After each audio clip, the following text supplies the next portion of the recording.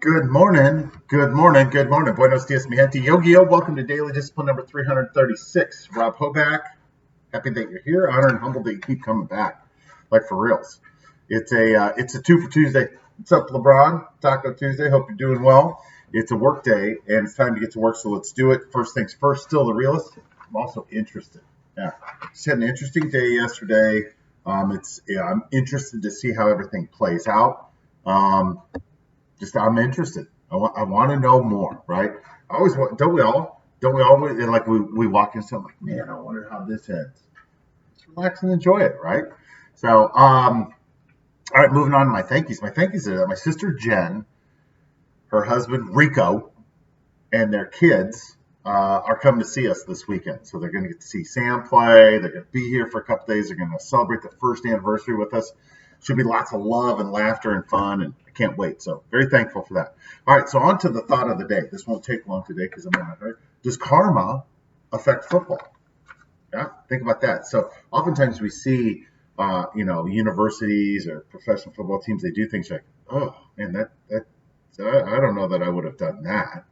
And sometimes they choose winning over what the right thing is, and then sometimes just sit back and so I'm gonna throw some names out, some universities that have gone through some difficult times in the last couple of years. I personally question whether the way they've handled things has been done correctly, and then we'll look at how they're performing. First one I offer to you, Florida State University. All right, Florida State University is where Jameis Winston went to college. He was accused of sexual assault, rape. It was bad. There was obviously a cover up there.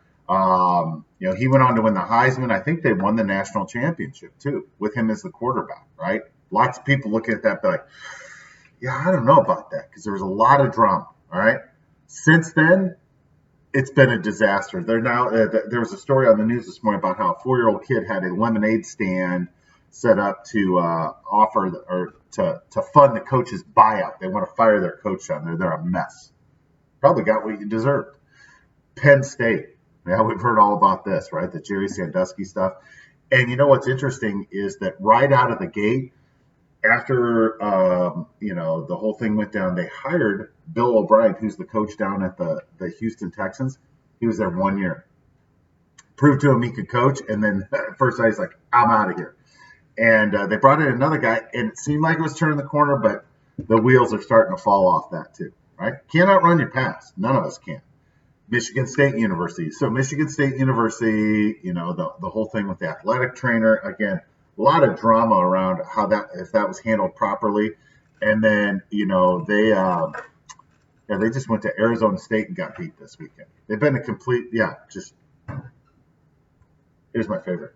The University of Southern California. Have you seen this? Oof.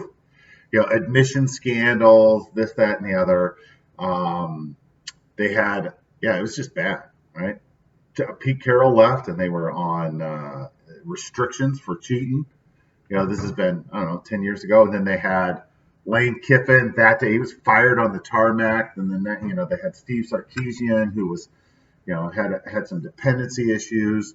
They're just a mess, right? It's just a mess. And so then you take a step back and you're like, well, why are they a mess? Organizationally, the University of South Carolina is a mess. All kinds of corruption and stuff like that. So that's just a couple of examples that first came to my head that as I was watching this stuff, I'm like, man, I don't have the time to draw the line back to there. But it would seem that these universities had proven that there was a lack of institutional control and that winning was more important than people. And they ain't winning anymore. Funny how that works out. So with that, we're done for the day. Just remember, right? You can't outrun your past. We've all been there, right? We've all been there where we're like, oh, man, and I used to do this all the time.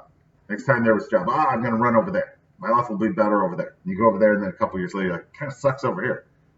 Like the common denominator is you, right? And so your past will catch up with you. Just how it works. That's why people start getting depressed in their 30s and 40s and 50s. Like all these mistakes that we deferred, kicked that can down the, like, yeah, I'll deal with that later. Eventually, you have to deal with it, right? All right. With that, we're done. Hands up, peace out. We're better together. I appreciate you stopping by. I'll be back tomorrow. Man, it's hump day already tomorrow. Sheesh. How about that? Congratulations to the Brownies for a big win last night.